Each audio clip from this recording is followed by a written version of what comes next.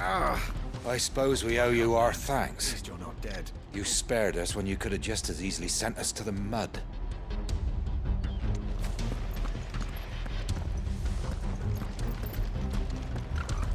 You're telling me that's the Archduke's son? In the flesh. Saw him once when I was your age. He had that same look in his eyes.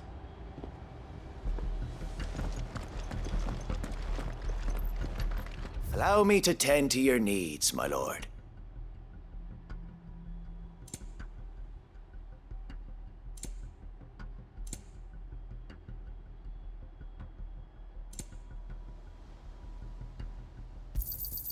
Will that be all?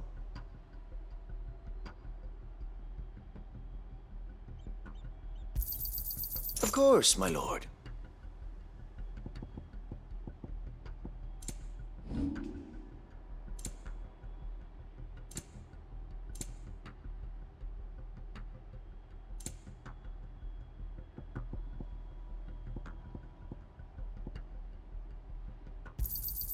I'm sure that it will prove useful. Our thanks, my lord.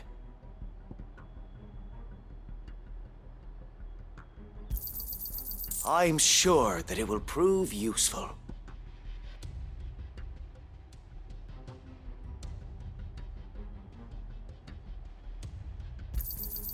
May it serve the cause well.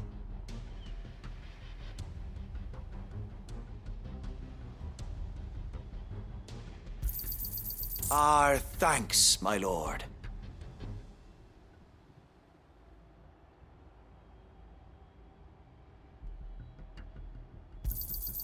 I'm sure that it will prove useful.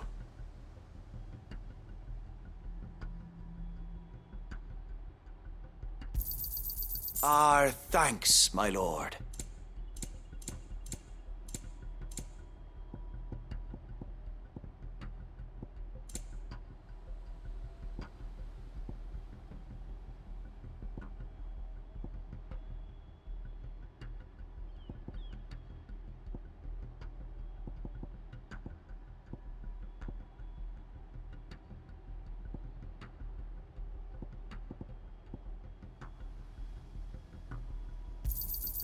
I'm sure that it will prove useful.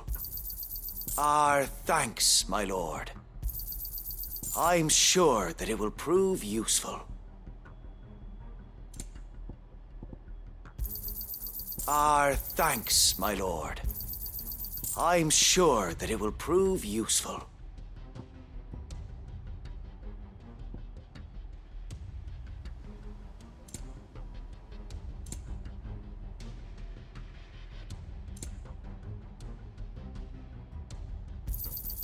May it serve the cause well.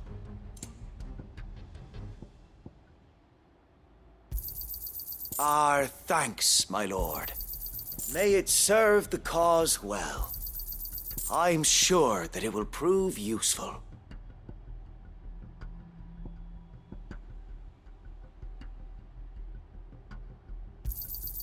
May it serve the cause well.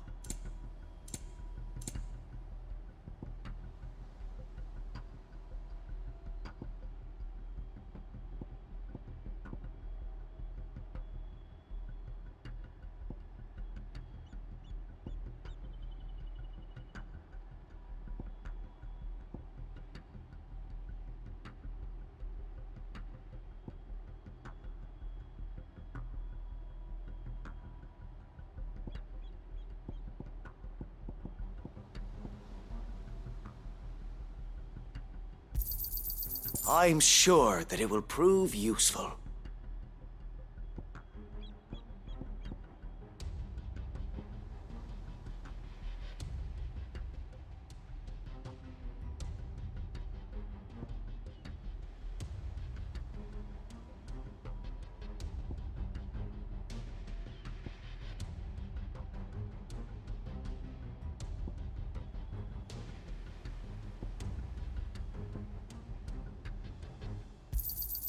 May it serve the cause well.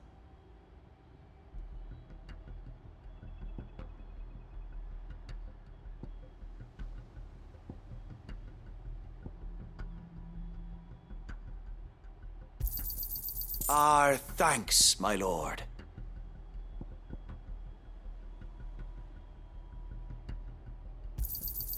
May it serve the cause well.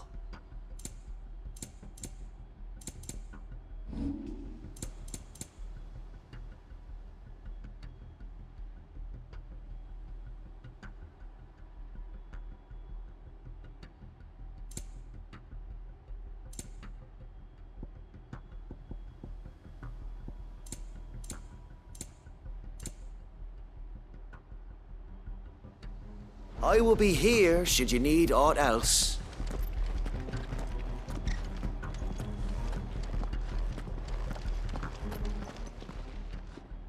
Tell us then, Sir Wade. What is your plan? Nothing fancy. You, Lady Jill and I make for Buett Bridge and provoke the main host at their encampment. Sensing an opportunity to end the Guardians, the Black Shields will call for reinforcements, who will be met from the rear by parties of my brothers hidden throughout the surrounding hills. This will allow us to wage battle on the bridge without fear of being overwhelmed. While the Black Shields have an advantage in numbers, you see, they prefer to fight in small units, which we can use to our advantage. How small exactly? Small enough, now that I have you and Lady Jill for company. I doubt I could have done this on my own. But until we arrived, that was your plan. You haven't changed a bit. So Wade, the bearers from Old Hill have been laid to rest. Very good. Now make ready for battle. As you command.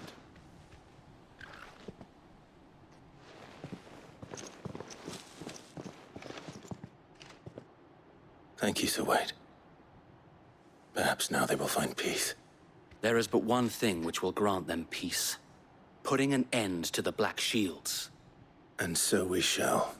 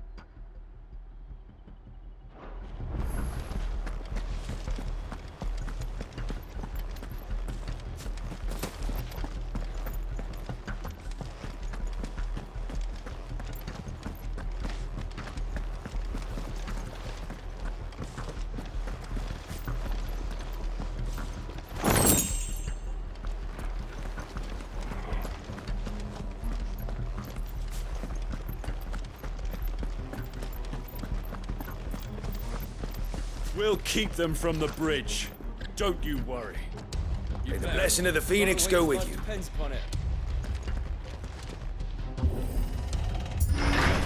How long have you been pursuing the Black Shields? Since they burned their first village. We tracked down the bastards responsible and fed their corpses to Stillwind. Suffice to say, that got their attention.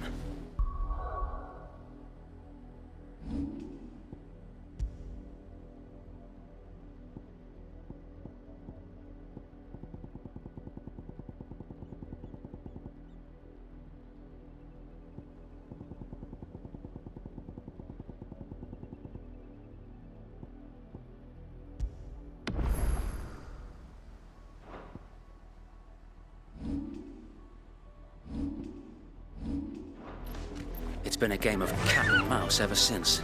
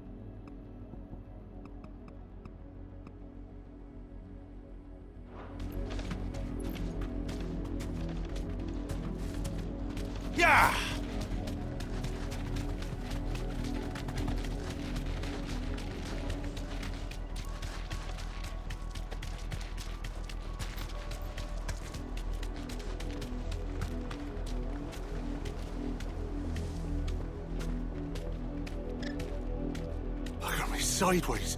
How was the Black Shields? Come along now. The bastards are looking. There they are. On your command, my lord. You deserve a rest.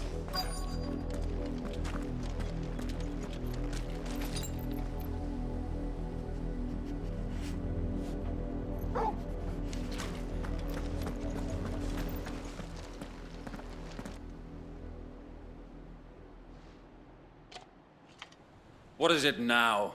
I told you! We bear a message for the Vicereine. From the Guardians of the Flame. Ha! You presume to tell us that a pair of filthy vagabonds, a woman and a dog, could guard aught against the might of the Black Shields? Then come! Die along with your flame! For Azaria! For Azaria! Your petty revolution ends here. On these our swords we swear.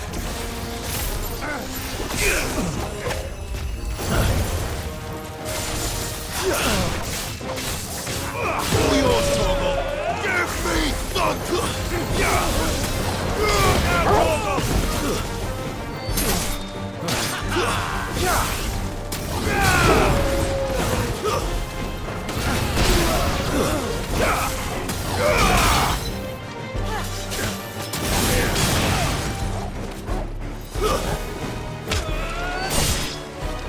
Bloody hell! Reinforcements from the far bank! Another wyvern to fight their battles for them.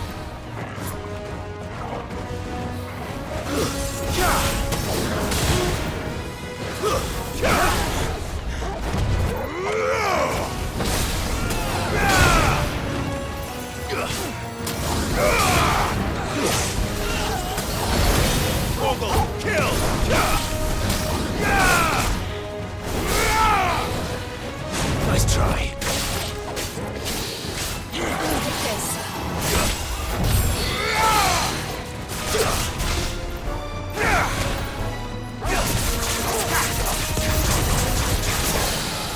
More dragons. Worms. The Imperials aren't taking any chances. I can't say I'm flattered.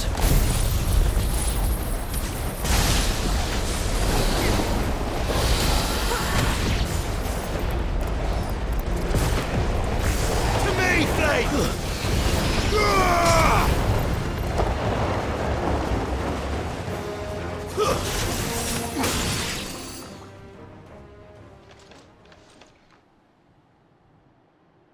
A noble stand, albeit a misguided one. In taking it, you have but proven our point. That this land is in dire need of cleansing. All yours,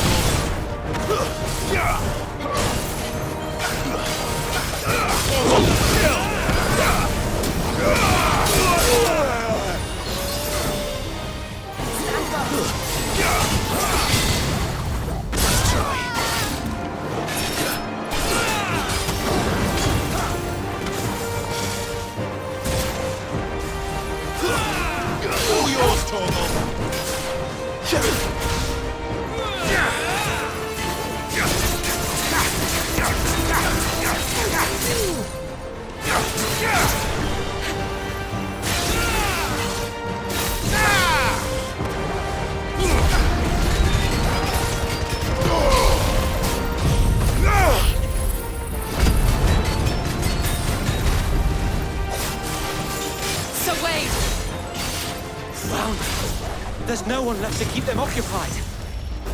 We need to finish this. You mean finish him?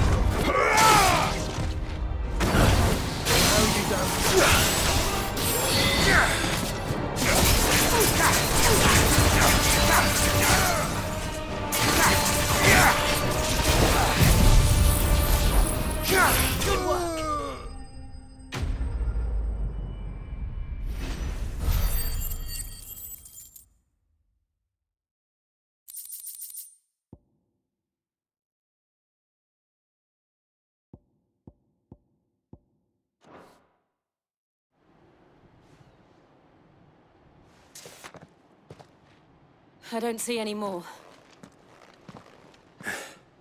Nor do I. The plan worked. It did. It bloody worked. We sent every last one of the rotten bastards straight to the mud!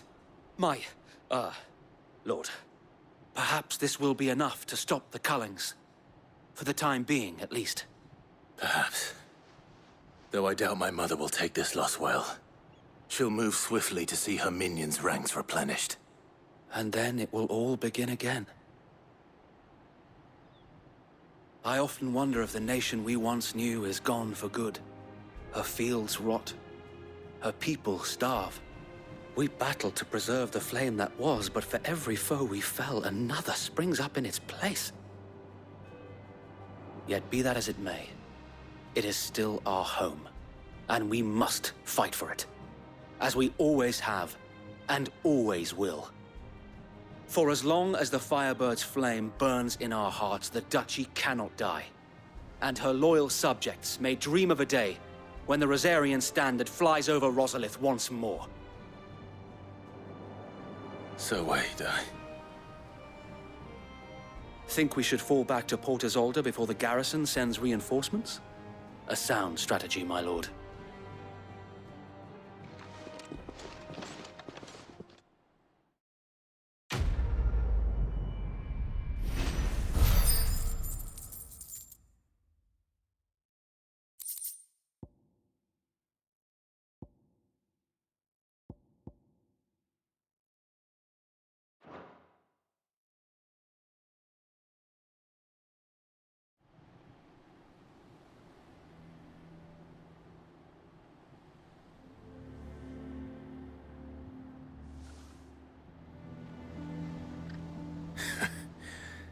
And how long has my uncle been funding you and your comrades' endeavors? Since the beginning. Lord Byron was the first person I turned to after forming the Guardians. And had I known of this tunnel back then, I wouldn't almost have been hanged by the city guard for trying to sneak over the wall.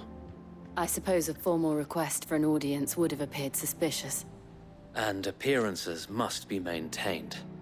Were the Vice-Regency to catch wind of Lord Byron's involvement in our movement, they'd seize his estate and send him to the gallows, where he would be of no use to anyone. And so, though it sickens him to the soul, he plays the part of the loyal lord, knowing that one wrong move might prove his downfall. It is why he remains ever vigilant. Don't be surprised if he refuses you an audience, especially since you're famously dead. Then I will have to think of a way to prove that I am neither wraith nor wrongdoer.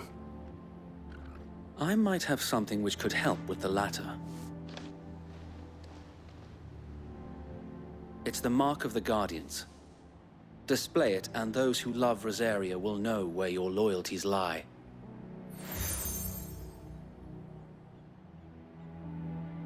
I shall wear it with pride. Be sure that you do. I don't want my men attacking you again. Unless you deserve it. If only Sir Tyler could have been here to see you. Or the Lord Commander. Thank you, Sir Wade. If there is ever anything you need. I know. Go on now, my lord.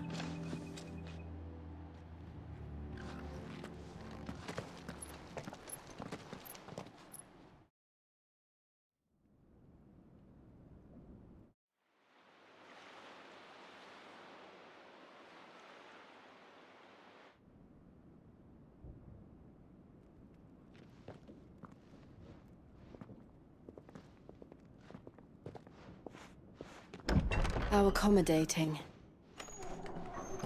Do you really think they believe we are who we say we are? Not a chance.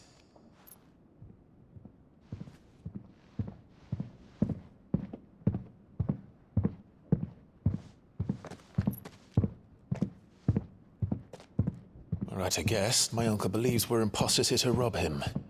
And means to string us up himself.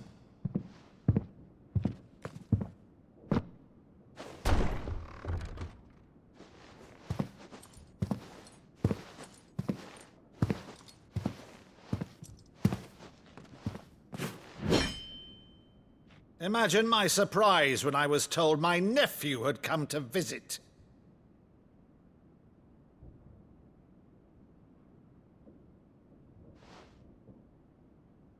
Clive Rosfield died long ago.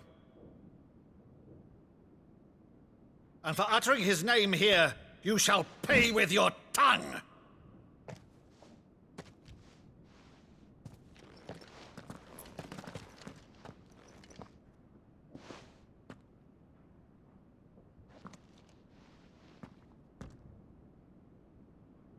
You would mock me as well?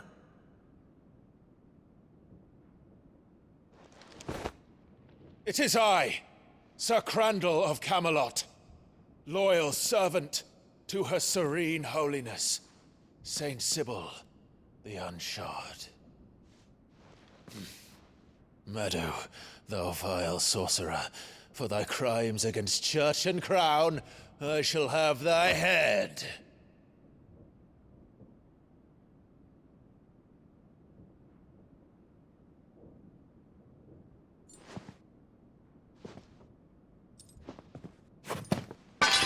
Curse thee, infectious flax wench. Even in death, must thou plague me still? Very well. I shall open the gates of hell, that thou might see thy charge once more.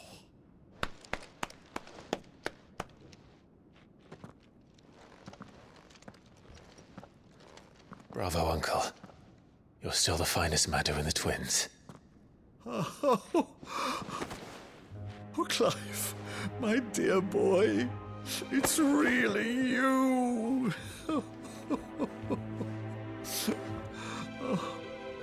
You always were fond of that scene from The Saint of the Sanctuary. Never did let me play Sir Crandall.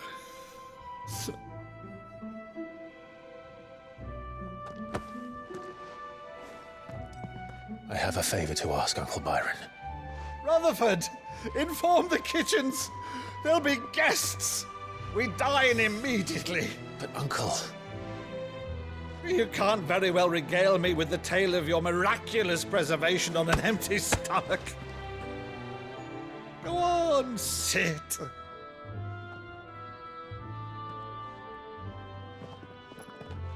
See that you use the good plates, Rutherford.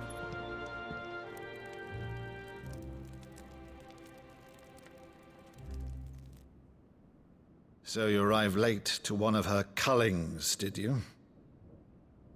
Since becoming Vicereine, Annabella has been a constant thorn in Rosaria's side, but these atrocities are a new low. Something has changed. Quite what, I don't know, but the woman we knew is gone, and a monster sits in her place. A monster? For better or worse, I've been charged with governing this town, and thus must maintain the illusion of obedience. That's all I can do to aid Wade and his merry band of revolutionaries. So he's told us. You have risked much for Rosaria. Our nation will be forever in your debt.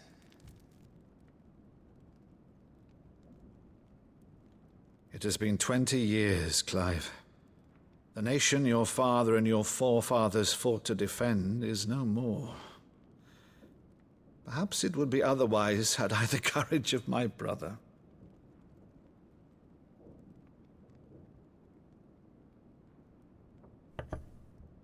All right, if it's a ship you require, a ship you shall have. I've a galley in port, but recently relieved of her cargo. She can be outfitted for the voyage in a matter of weeks. So you believe us, then? About everything? Believe you? Ha! Only a fool would believe even half of the things you claim. But until tonight, only a fool would have believed my nephew still lived. And besides, I have it on good authority that Clive is telling the truth. Whose authority? By your own, of course. You've always been a terrible liar. Is that true? It's not untrue.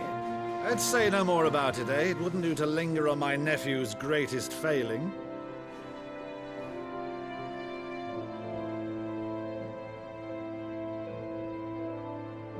The one thing I cannot believe, though, is all this about you being Sid. You were always such a good boy, but now you're quite the outlaw. Which, if I'm not mistaken, would make me an outlaw's uncle. Right then, who shall we pillage first? Rutherford, fetch me my cutlass. This will be fun.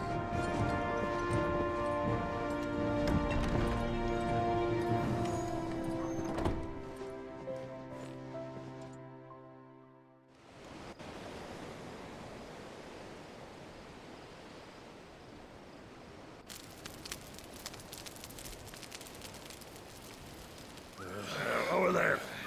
Go on. She's a fine ship, isn't she? Once outfitted, she'll bear us across the boiling sea to Drustinus in the space of 3 days.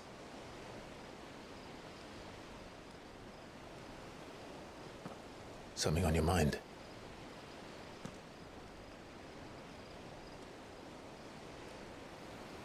Monsters. When I served the Iron Kingdom, I did so because I saw no other choice. Because once they learned that the lash would not move me, they turned it on those who could.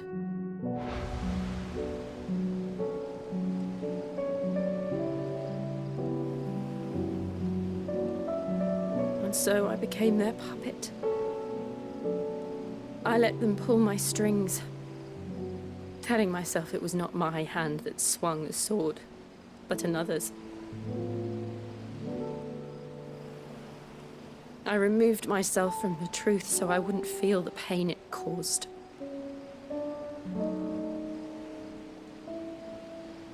And before I knew it, I no longer felt anything. Anything at all.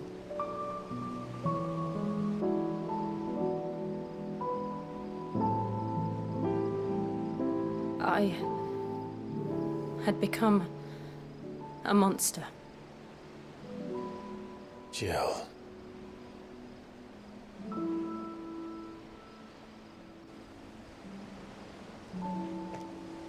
I don't want to be a monster, Clive. Do you understand? I want to choose a different path, a better path. To live on my own terms. But before I can do that, I need to come to terms with my past.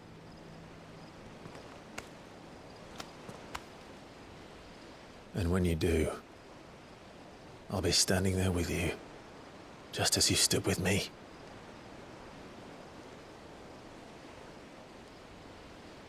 Thank you, Clive. I must atone for my sins. Only then, when it's done, will the monster cease to be. Just promise me that you won't die with it.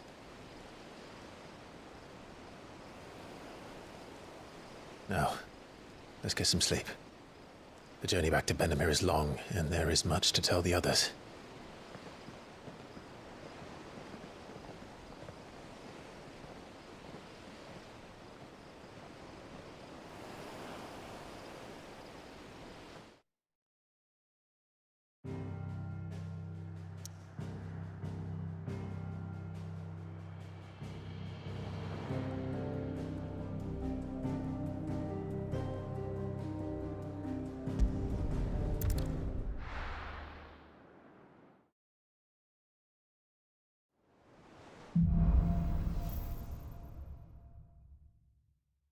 Only the Founder knows what awaits us in the Iron Kingdom.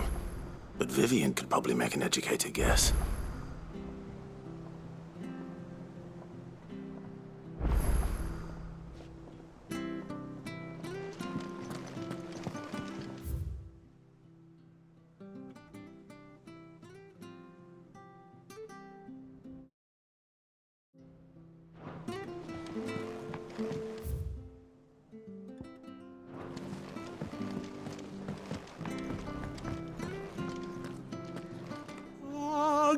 against the gloom of bygone days. Do motes of flame take flight?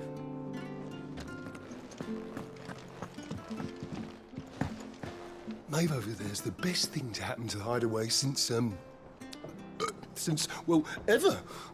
she's got a smile like sunshine, and she can pull an ale like no other.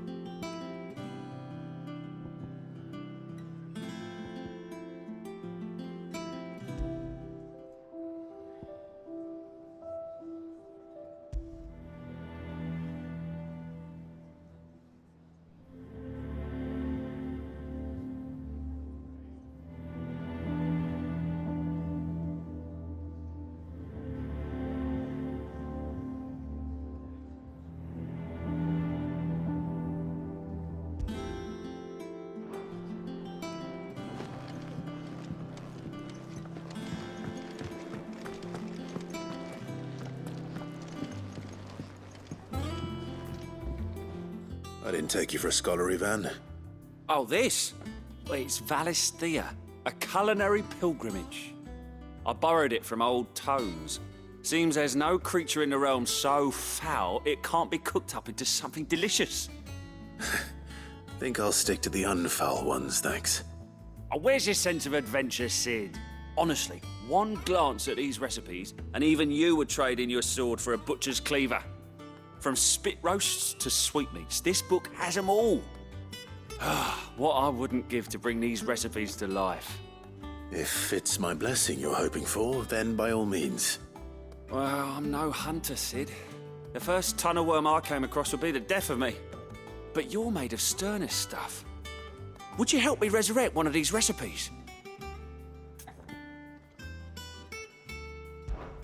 Something tells me you won't be taking no for an answer. Fine, I'll help. Fantastic! Thank you. So, dare I ask what's on the menu? Chance's Stew. It was once a favourite among the gourmands of Oriflamme, if the author is to be believed. Though Molly's never heard of it. The only problem is that while the recipe is extremely detailed in most respects, it's infuriatingly cryptic as to the main ingredient. A beast, no doubt. Most likely something that would make easy work of a simple cook with more broth than brawn, but unwanted violets. I've no idea what they might be. Does the book say anything else? Well, only that the sweetest violets sprout atop the bed of roses. Roses. Rosaria, perhaps? One of the butchers in Martha's Rest might know something. I'll ask next time I'm there.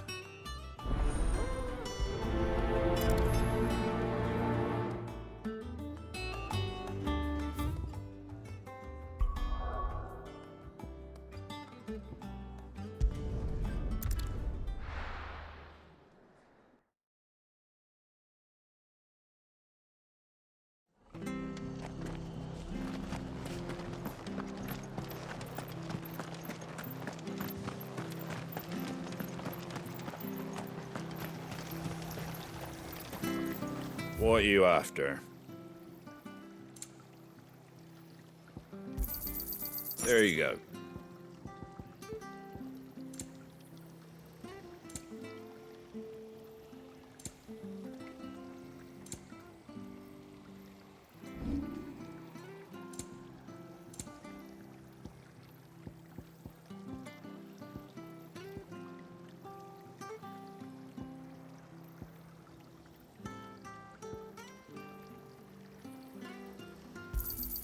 Is that everything? A fair trade.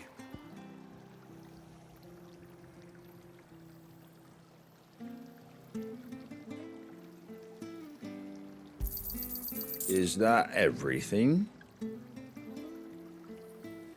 That all, is it? Thank you for sticking with us. Those of us who are still here have to look after each other, don't we? After everything she's done for us. About the price of them turnips. Perhaps I'd live longer if I bade this town farewell. But I've grown rather fond of the old place.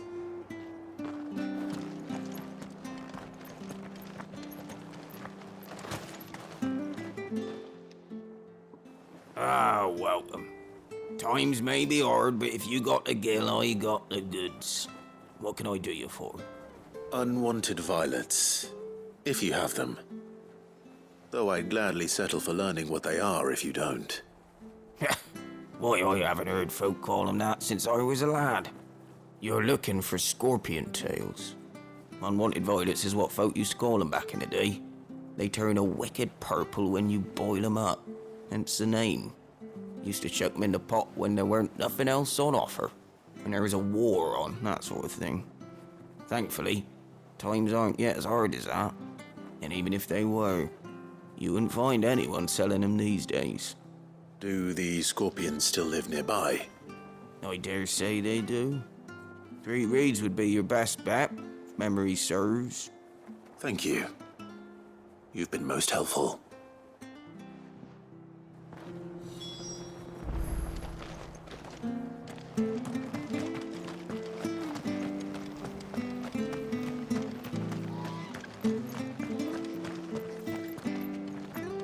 I remember you.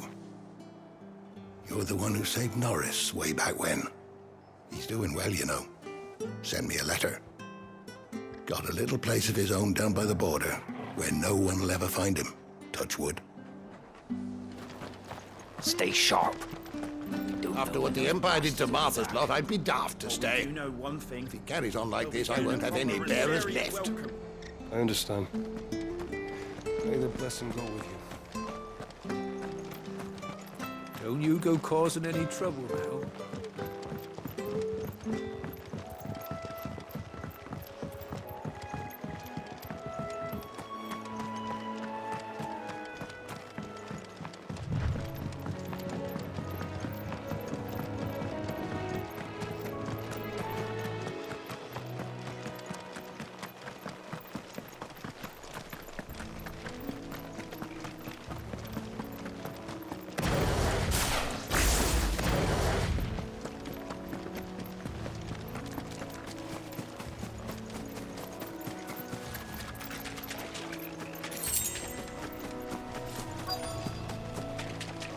Scorpions.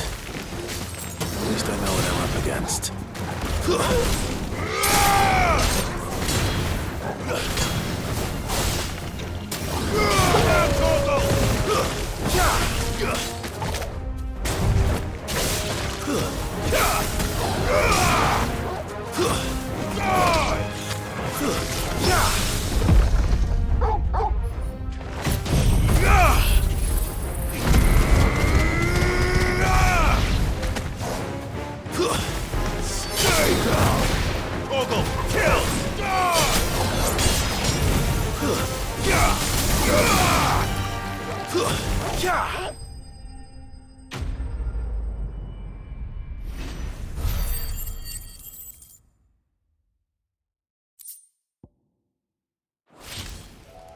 I better get this back to Yvonne before it goes bad. Or any worse, at least.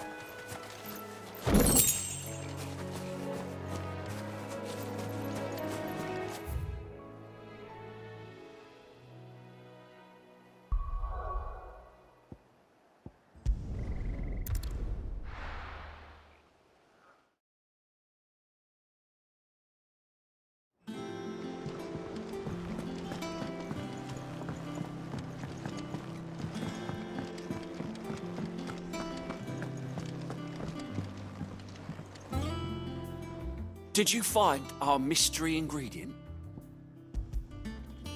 I did indeed. Marvelous! Let's see. What am I supposed to do with this? It's poisonous, surely. You wouldn't be wrong. But that's your unwanted violet. Into the pot it goes, I suppose. Wait here. I won't be long.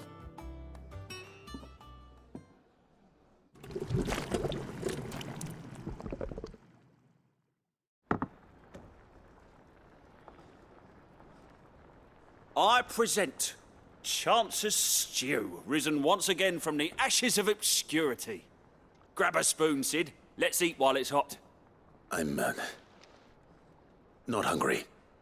Well, it'll be too late once I've licked the bowl clean. Your loss.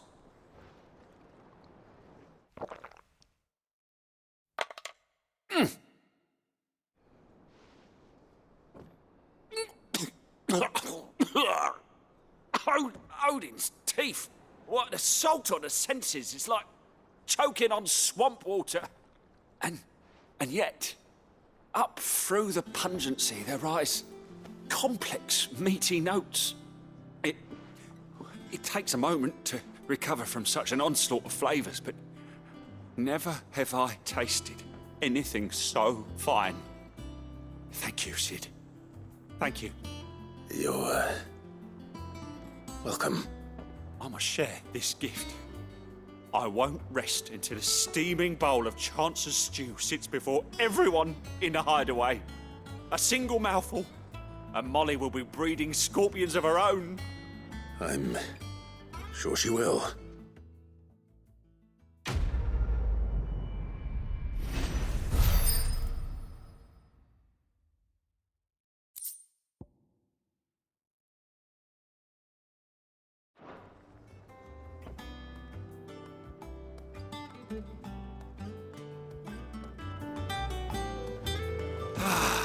Well, that was certainly not.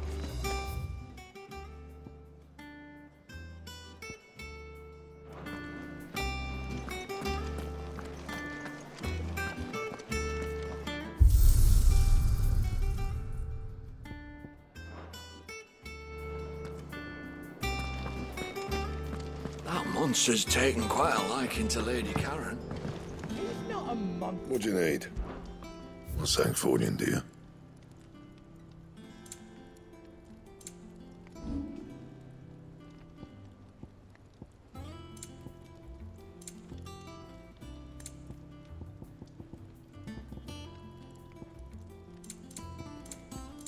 Anything else?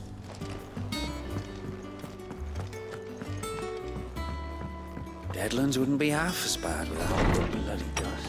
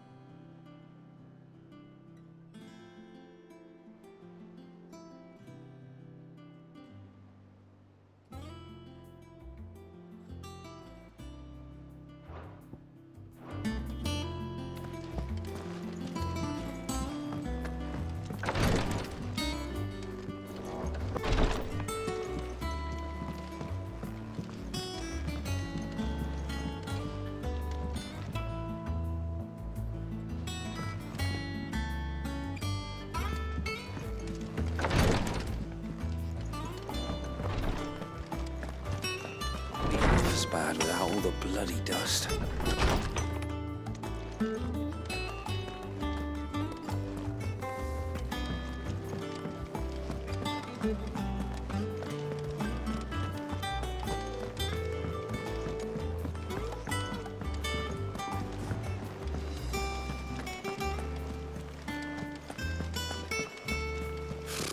Typical nobles.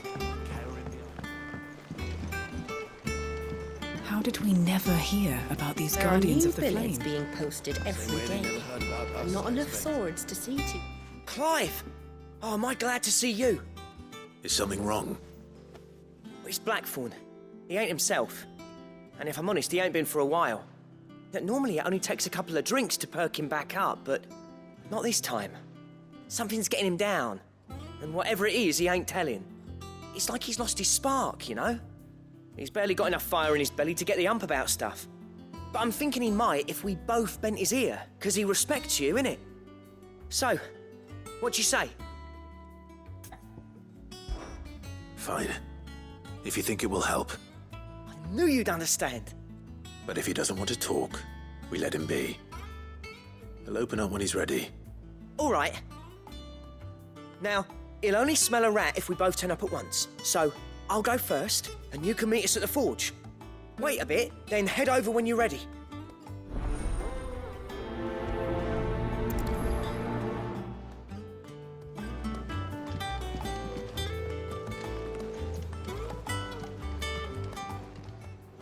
Oh, I wasn't expecting you back so soon. Come to claim your just desserts? Here you are.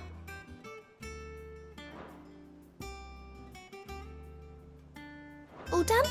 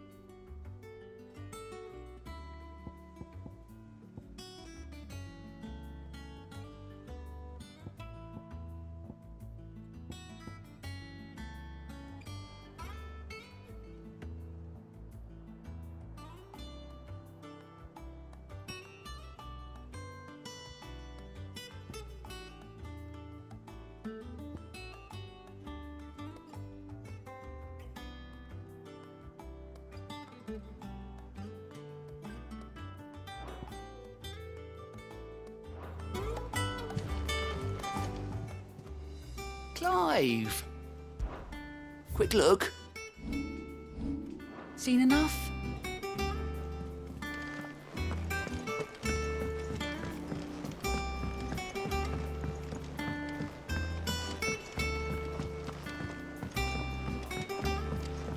I could have sworn we had a few.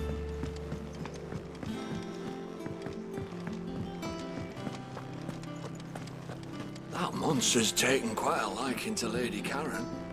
He's not a monster.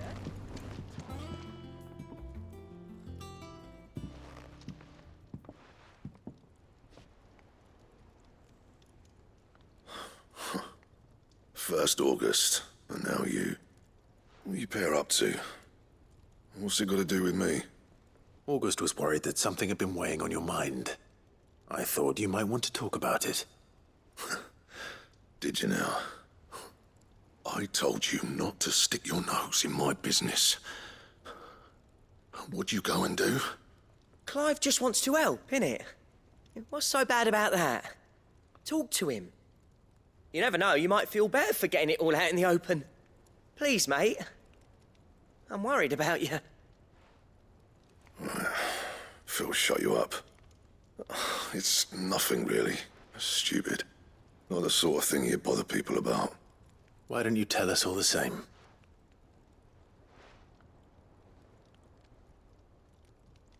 Karen and I have an arrangement. I keep an eye on Goots, and she shows me what the competition's up to. Interesting arms and armor, things like that. Anyway, The other day, she shows me a cuirass she's come by. Masterpiece of leather work. Light, supple, and tougher than it had any right to be. Made my stuff look like every clumsy shit. I should have brought the bastard thing there and then just to study it, but I was too proud. And now every time I reach for my hammer, I'm reminded that I'm not the craftsman I thought I was. There. You happy? You got what you came for. Now piss off. All right. We're going.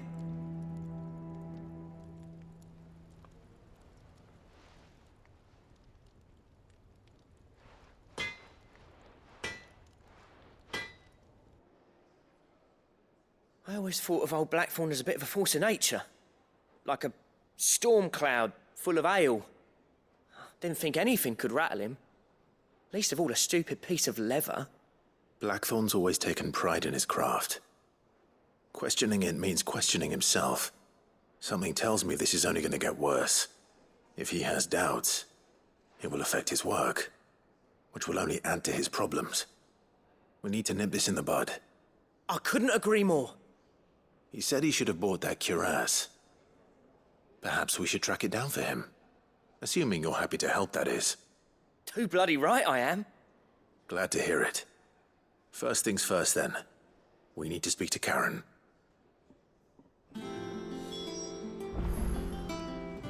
So, we find a cuirass, give it to Blackthorn, then he works out how to make it and goes back to being his surly old self, right? Simple.